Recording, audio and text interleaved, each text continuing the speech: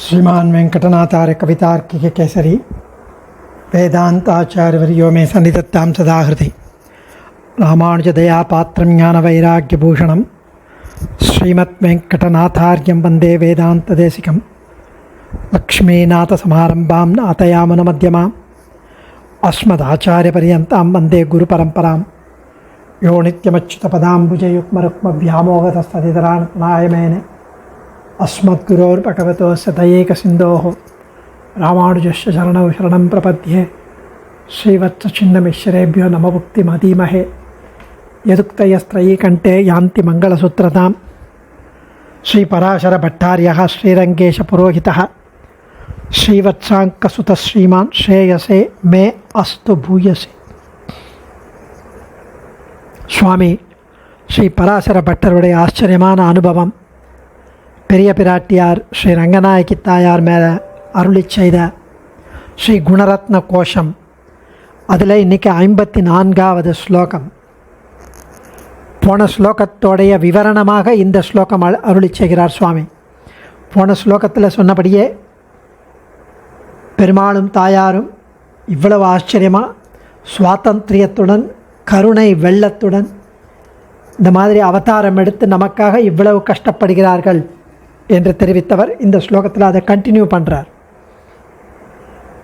அதிசயிதவான் அப்திம் நாதோ மமந்த பபந்ததம் ஹரதனுரசௌ வல்லி மஞ்சம் பபஞ்ச சமைதிலி அபிதசமுகீம் லூத்வா ரக்ஷக்கபந்தமனர்த்தயத் கிமிவ நபதி கர்த்தா त्वच्चाटु चुञ्चु मनोरथः अधिशयितवानब्धिं नाथो ममन्तबबन्धतं हरधनुरसौ वल्ली पञ्जं बबञ्च च मैथिली अभिदशमुखीं लूत्वा रक्षकबन्धमनर्तयत् किमिव न पतिः कर्ता त्वच्चाटु चुञ्चु मनोरथः.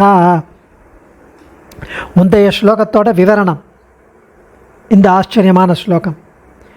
சீதையாக அவதரித்த ஸ்ரீ ரங்கநாயகியே, உமது மணவாளர், அழகிய மணவாளர், தமது பிறந்தகமான பார்க்கடல், உமது பிறந்தகமான பார்க்கடல், நீர் அங்கிருந்து வந்தவர், அதனால் நீர் பிறந்த இடம் என்பதனால் அந்த பார்க்கடலை விட்டு பிரியாமல் பள்ளி கொண்டிருக்கிறார் அங்கேயே. இது எங்கள் பிராட்டி பிறந்த இடம், என்னுடைய ரங்கநாயகி பிறந்த இடம் அப்படின்னு அங்கே படுத்துருக்கார். அவர் தான் சயனித்து கொள்ளும் இடம் கூட என்று அதை பார்க்காமல் அதில் மந்தர மலையை மத்தாக வைத்து வாசுகியை நானாக வைத்து கடைந்தார். உன்னிடம் உள்ள மயக்கம் காரணமாகவோ அந்த கடலில் கற்களையும் மலைகளையும் இட்டு அணை கட்டினார். பெரிய ஆழமான நீளமான அகலமான கடல் மேலே கற்களையும் மணலையும் போட்டு சேத்து பந்தனம் கட்டினார். உமக்காக வல்லவா அவர் சிவனுடைய வில்லை முறித்தார். மேலும் ராவணனுடைய 10 தலைகளையும் அறுக்க அறுக்க அறுக்க மீண்டும் முளைத்து கொண்டே இருந்தது. அவை அனைத்தையும் அறவே அறுத்து தள்ளி தலையில்லாத ராட்சச முண்டங்களையெல்லாம் நர்த்தனமாடச் செய்தார். தாயே, அந்த எம்பெருமான் உம்மை மகிழ்விக்க அப்படியே ஆர்வம் கொண்டு பாரித்திருக்கிறார். அவர் எதை தான் செய்ய மாட்டார் உமக்காக? அவருக்கு செய்ய முடியாதுன்னு ஏதாவது இருக்கா? உமக்குன்னு எண்ணினால் அவர் எதையும் செய்ய வல்லவர் இல்லையா என்று தெரிவிக்கிறார் இந்த ஸ்லோகத்தில். அதிசயித்தவான் அப்திம் நாதோ மமந்த பபந்ததம் ஹரதனுரசௌ வல்லி பஞ்சம் பபஞ்ச ச மைதிலி அபிதசமுகீம் லூத்வா ரக்ஷக்கபந்தமனர்த்தயத் கிமிவ ந பதி கர்த்தா त्वच्चाटु चुञ्चु मनोरथः. மைதிலி, மிதிலா நகரத்தரசரின் பெண்ணாகிய பெரிய பிராட்டியே ரங்கநாயகியே, அசௌ, இதோ எதிரே சேவையாகும், நாதகா, தேவரீருடைய நாதன், தேவரீருடைய கணவன் ரங்கநாதன், துவத், தேவரீருக்கு, சாட்டு, பிரியமானவற்றை செய்வதில், சுஞ்சு, பிரசித்தமான, மனோரதகா, திருவுள்ளமுடையவர், தேவரீருக்கு பிரியமானவற்றை செய்வதிலேயே திருவுள்ளமுடையவர். மனோரதா அப்திம் திருப்பார்க்கடலை அதிசயித்தவான் வாசஸ்தலமாக கொண்டவர். நீர் பிறந்த திருப்பார்க்கடலை தன்னுடைய வாசஸ்தலமாக கொண்டவர். அப்திம் அந்த கடலை மமந்தா ச கடையச் செய்தார். அந்த பார்க்கடலையே கடைந்தார். தான் இருக்கிற இடம் அதை போய் கடைவாளான்ற கிடையாது. பிராட்டி வரணுன்னா கடைவேன். தம் அந்த கடலை பபந்தச்ச அணை கட்டினார். சேத்து பந்தனம் திருத்தினார். ஹரதனு சிவனுடைய வில்லை வள்ளி பஞ்சம் ஒரு கொடியை முறிப்பது போல, ஒரு எஃபர்ட்லெஸ்ஸாக ஒரு கொடி, ஒரு க்ரீப்பர் மெல்லிய கொடியை முறிப்பது போல அந்த வில்லை முறித்தார். லாவகமாக முறித்தார். பபஞ்சச்ச அப்படின்னா முறிக்கச் செய்தார். தசமுகி 10 தலைகளை உடைய பூச்சியை போன்ற ராவணனை அபி லூத்வா மேலும் அறுத்து ரக்ஷகா நபும்சகனை போன்ற ஒரு அரக்கனின் கபந்தம் தலைகள் இல்லாத முண்டத்தை அனர்த்தையத் கூத்தாடச் செய்தார். பதிகி தேவரீருடைய பதி, தேவரீருடைய கணவனான எம்பெருமான் கிமிவ ந கர்த்தா எதைத்தான் செய்ய மாட்டார். ந கர்த்தா இந்த உமது நாயகன் உமக்காக எதைத்தான் செய்ய மாட்டார், எல்லாம் எதவானாலும் செய்வார். அதிசயித்தவான் அப்திம் நாதோ மமந்தச்ச எல்லாருக்கும் நாதனான வழிகாட்டியான ஸ்ரீ ரங்கநாதன் திருப்பார்க்கடலையே தனக்கு வாசஸ்தானமாக கொண்டு உரைகிறார்.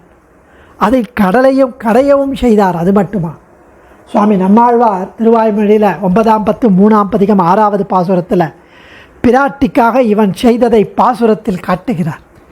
அடைவதும் அணியார் மலர் மங்கை தோள் மிடைவதும் அசுரர்க்கு வெம்போர்களே கடைவதும் கடலுள் ஆபு அமுதம் என் மனம் உடைவதும் அவர்க்கே ஒருங்காகவே. அதாவது எம்பெருமான் தனக்கு கிடைத்த புருஷார்த்தமாக பெறுவது எது அப்படின்னா, ஆபரணங்கள் நிறைந்த பெரிய பிராட்டியாரின் தோள்கள் தான் அவருக்கு பலன், அவருக்கு புருஷார்த்தம். அவளை அணைப்பதற்காகவே இவன் ஏங்கி கிடக்கிறான். ஸ்ரீமத் ராமாயணத்தில் தம் திருஷ்டுவா சத்ருகந்தாரம் மகர்ஷீனாம் சுகாவகம் பபுவ திருஷ்டா வைதேகி பர்த்தாரம் பரிஷஸ்வஜே. மகர்ஷிகளுக்கு கெடுதல் செய்யும் சத்ருக்கள் கரதூஷணால்னு 14,000 ராட்சசார்கள். அவர்களோடு போர் செய்தான் ராமன். தனியாக போய் சீத்தை அந்த ஆசிரமத்திற்கு வரும் 14,000 ராட்சசர்களை பார்த்தாள். அந்த ஆசிரமத்து ஜன்னல் வழியாக பார்த்தா அப்படியே கூட்டம் கூட்டமாக ராட்சசர்கள் வந்திருக்கா. அவள் நடுவில் போய் கூட்டம் கூட்டமாக செத்து மடிந்த அரக்கர்களை பார்க்கும்போது என்னாகுமோ என் நாதனுக்கு என்று பயந்திருந்த சீதைக்கு ஆனந்தம் பொங்கியது. முனிவர்களை தான் எண்ணியபடி பாதுகாத்ததினால் முனிவர்களுக்கு ஏற்பட்ட மகிழ்ச்சியை பார்த்ததும் இவருடைய சந்தோஷம் இன்னும் இரட்டிப்பானது, டபுள் மடங்காயிற்று. திருவடிகளில் வணங்கி எழுந்தவள் எம்பெருமான் திருமேனியில் உள்ள புண்களை பார்த்ததும் ஐயோ திருமேனி முழுவதும் இப்படி காயமாக இரத்தமாக உள்ளதே என்ற ஆதங்கம் மேலிட, பிரீத்தியினால் பரிவினால் காதலினால் அந்த ஆதங்கத்தினால் ராமனை இறுகத் தழுவிக்கொண்டாளாம். அரக்கர்கள் மடிந்ததோடு எந்தவித தீமையும் இல்லாமல், எந்தவித ஒரு ஒரு ஒரு அவயவமும் அடிபடாமல் ராமன் மீண்டதை பார்த்து மேலும் மிக மகிழ்ந்தாளாம். பபூவ ஒரு பதம், அதாவது சத்தை பெற்றாளவன், இருப்பை பெற்றாள் என்று அர்த்தம்.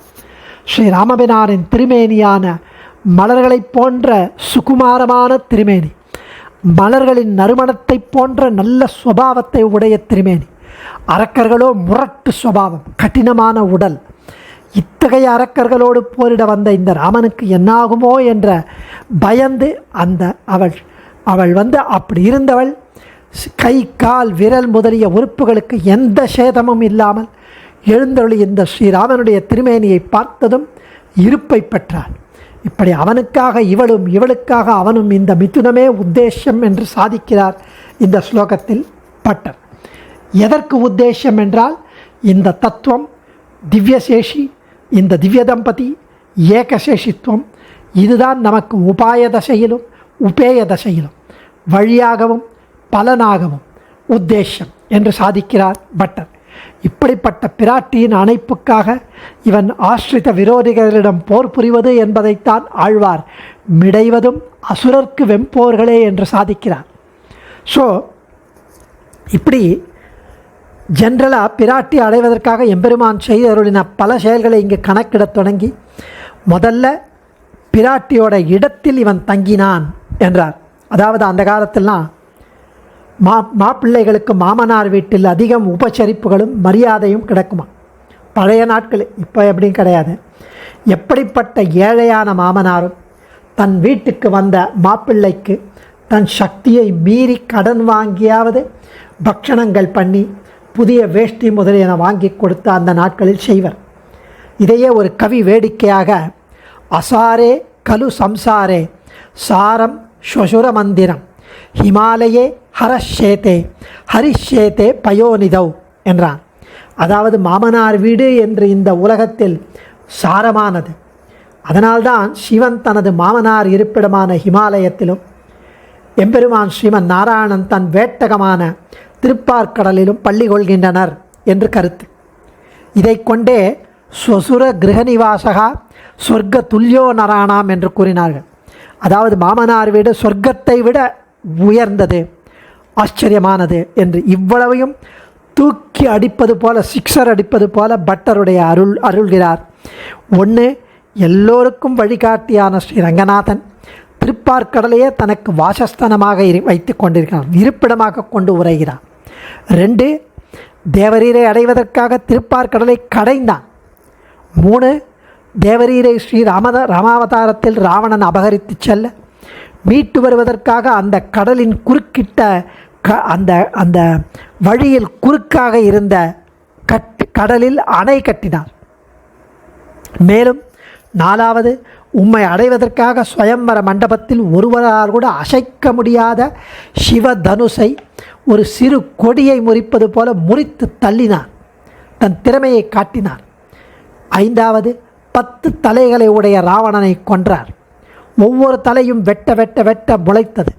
கடைசியில் 10 தலைகளையும் உத்தமம மர்த்தலம் அமைத்ததொரு எழுத்தனுவில் வித்த கணையால் அத்திர வரக்கன்முடி 10 ஒரு கொத்தென உதிர்த்த திறனோன்னு வேதாந்த தேசிகன் அத்திகிரி பெருமானை பற்றி பாடியது போல பனைமரத்து கொத்தை கொடுவாளால் வெட்டி எறிவது போல ஸ்ரீராமபிரான் செய்தான். உடனே என்னாச்சு? தலைகள் அற்ற ராவனின் முண்டம் கூத்தாடியது. எம்பெருமான் தேவரீரை அடைய இதைவிட கடுமையான செயல்களை செய்யக்கூடியவர். இவ்வளவும் எதற்காக இத்தனை செய்தார்? தேவரீரிடம் அவருக்குள்ள அன்பின் வெளிப்பாடு அன்றோ? அதிசயித்தவான் ரொம்ப அழகாக தெரிவிக்கிறார். மமந்த பபந்ததம் எதர்த்தம் அம்போதிர மந்த பந்திச்ச என்று ஆள வந்தார்.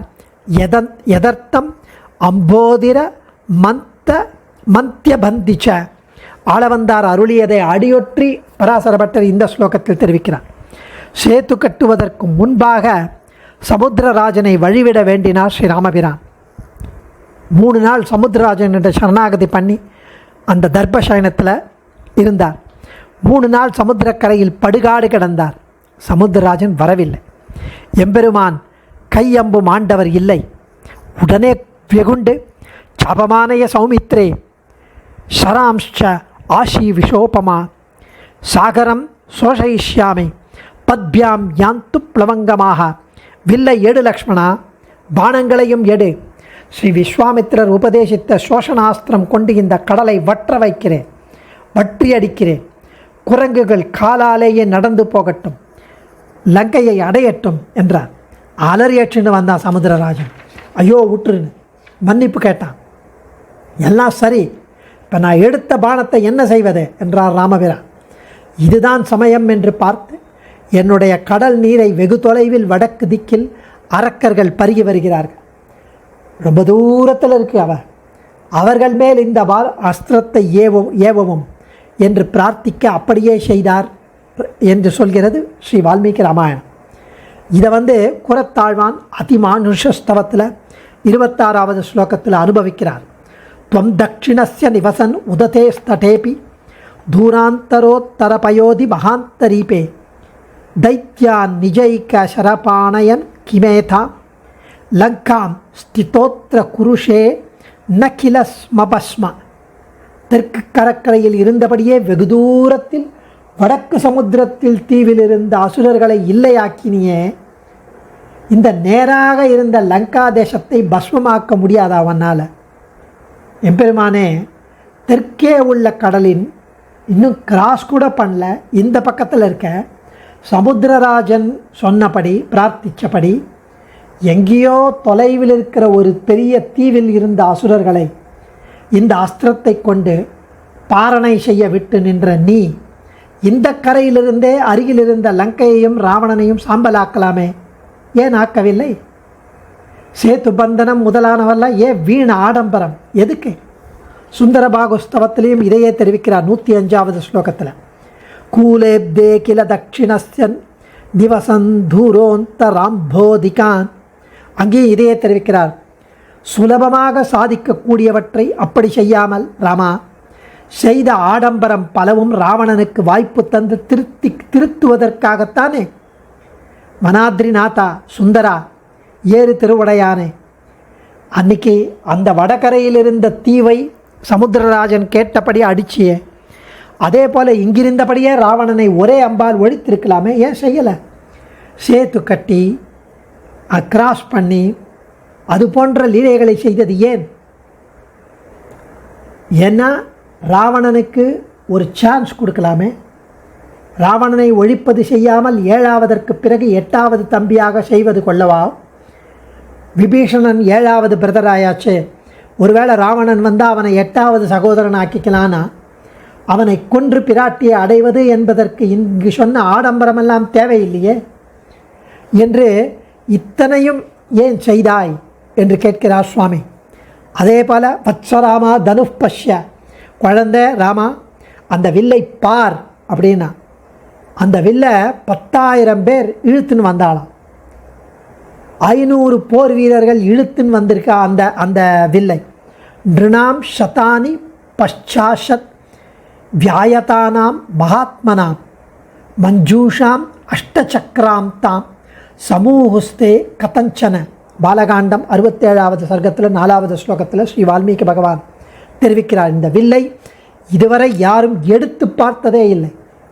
வத்சராமா தனுஷ்பஷ்யான்னு சொன்ன உடனே அந்த வில்லை பார்னு சொன்னார் விஸ்வாமித்திரர்.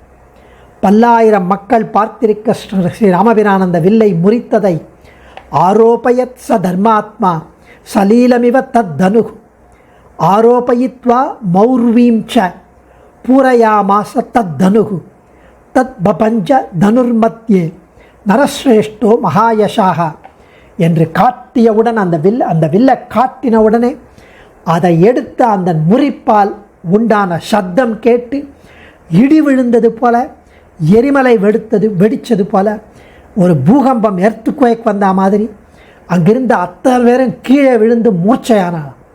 அவ்வளவு சத்தம்.